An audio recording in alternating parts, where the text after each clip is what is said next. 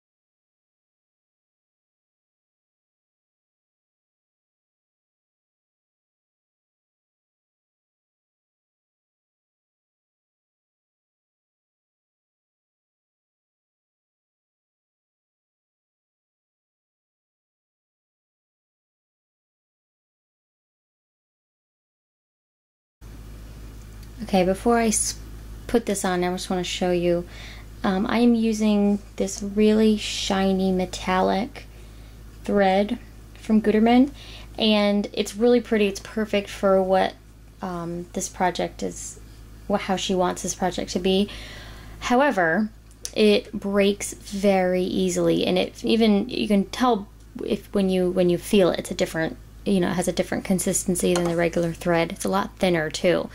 So just be very careful when you thread your machine, and also switch over your speed to a slow speed. So I noticed that if it went slow and, you know, just took its time, the thread didn't break, but when I had it on just my regular speed, the thread broke like the second stitch. So just a little tip with that.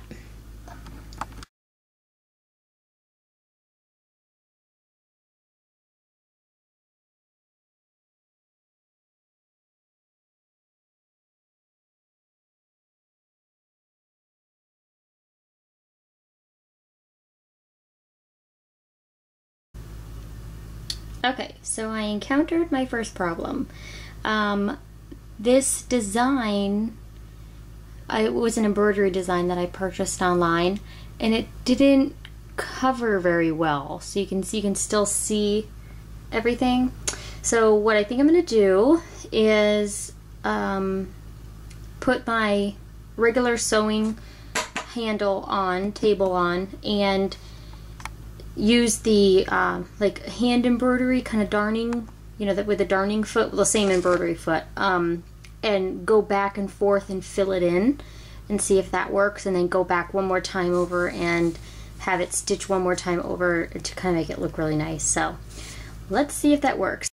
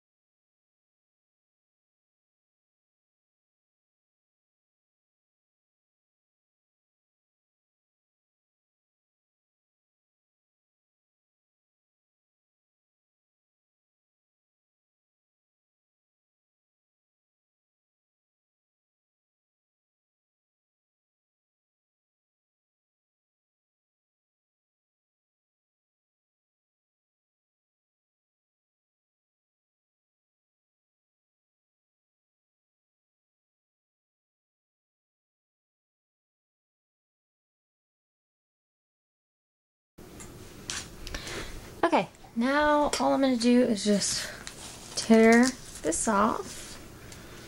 Mommy, what are you doing? Okay, so the part that you embroidered on, you lay down facing up, and I'm going to put a piece of batting in here just so the bib has a little more, you know, stiffness to it. And then lay down your second fabric. And I'm going to just iron it when it's all done. So, and then take your bib template and you're going to pin your template. I just printed this offline and cut it out. And you're just going to pin it together and cut the edges. Okay, now that all my pieces are cut out, what we're going to do is we're going to put in a little piece of ribbon in here so that when, and then we're going to have this button over here so you can attach with the button. So just take off your pattern. Okay, and then let's see how much of this ribbon we're going to need to get around that button. That should be about enough. Yeah, snip that off. And we're going to put this, push that away. We're going to put this inside here. So we're just going to pin it right here. So when we go to flip this inside out, you're going to have this hanging out on the outside and this will be on the inside. And I just noticed too, we need to flip this around.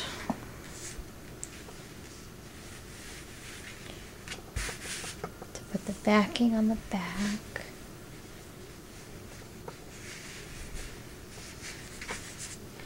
And this part on the front. So what I'm going to do is I'm just going to run a stitch through all around the sides and leave the bottom part open so I can flip it around, and then I'll stitch that closed. And then I'm going to add some bias tape to it to finish it off so it looks real pretty. So,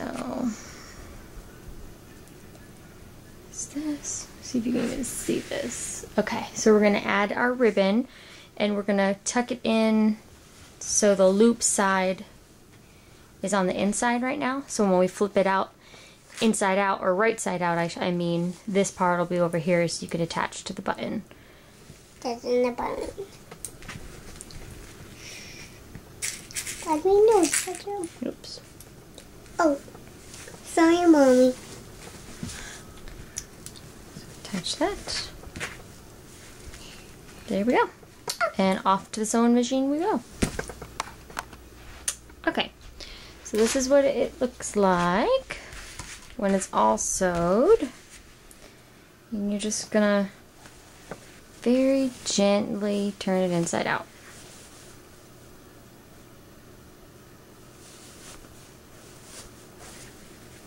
You don't want to pop any seams or anything like that, so.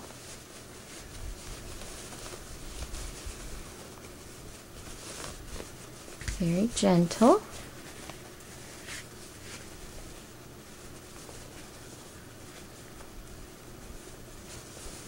Kind of grab it, and here is the finished product. I think it came out really cute. It is. And I didn't end up putting the bias tape on it. After I pinned it on, I thought it looked kind of funny.